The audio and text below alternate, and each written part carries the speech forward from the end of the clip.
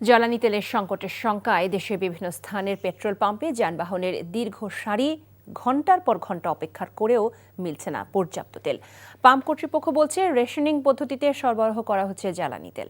বিস্তারিত দেখুন Imrul কায়েসের desk report.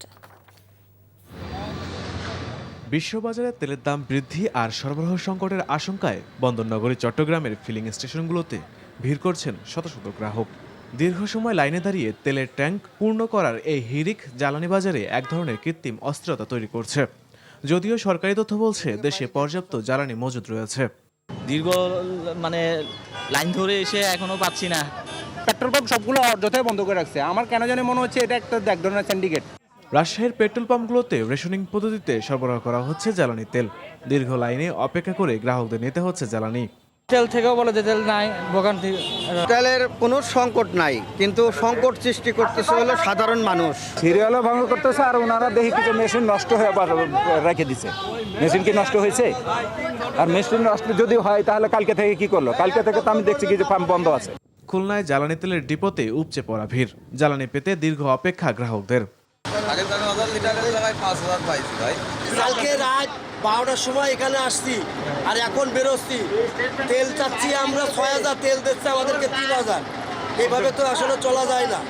জ্বালানি সংকটের শঙ্কায় বরিশালের পেট্রোল পাম্পগুলোতে গ্রাহকদের ভিড়। সিলেট, চুয়াডাঙ্গা, কুমিল্লায় জ্বালানি সংকটের শঙ্কায় যানবাহনের দীর্ঘ লাইন। ঘন্টার পর ঘন্টা অপেক্ষা করে নিতে হচ্ছে জ্বালানি তেল। আমরা তো আসলাম, তেলও লাগি, তেল তো নাই। এখন আমরা উপায় কি থাকুক কাছে, আমরা তো করা কোনোখানেও নাই বলে এখন আমরা কই যাই। এদিকে জ্বালানি তেলের পাচার রোধে দেশের বিভিন্ন সীমান্ত এলাকায় কঠোর নজরদারি বাড়িয়েছে বর্ডার গার্ড বাংলাদেশ। জোরদার করা হয়েছে টহল ব্যবস্থা। Imrul Kayes, NTV news desk.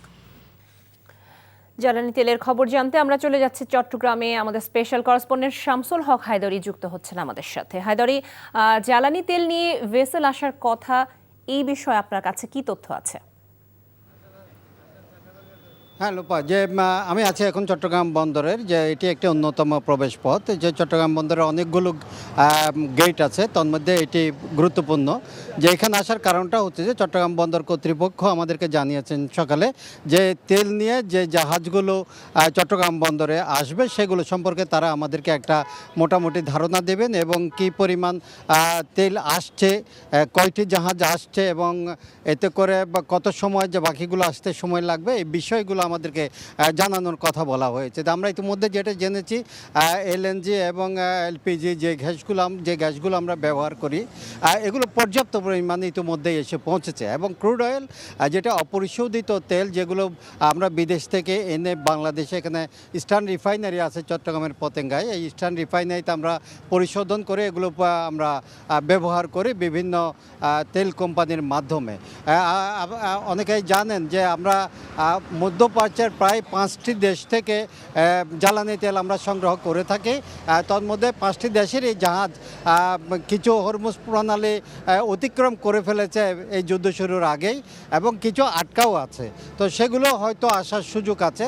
সব মিলিয়ে যেটুকু জ্বালানি সেক্টরের লোকজন আমাদেরকে জানাচ্ছেন যে তেলের জন্য কোনো সংকট হবে না, এবং আজ পর্যন্ত যে মজুদ আছে সেই মজুদগুলো আমাদের অন্তত আরও 15 দিন মানে নতুন সংযোজন না করলেও 15 দিন নিশ্চিন্তে এমনিতেই স্বাভাবিক একটা সরবরাহ অব্যাহত রাখা যাবে। তো মোটামুটি জ্বালানি নেই, কোনো সংকট নেই, বরং সামনে স্বাভাবিক যে তেলগুলো আসে সেগুলো আসা অব্যাহত আছে।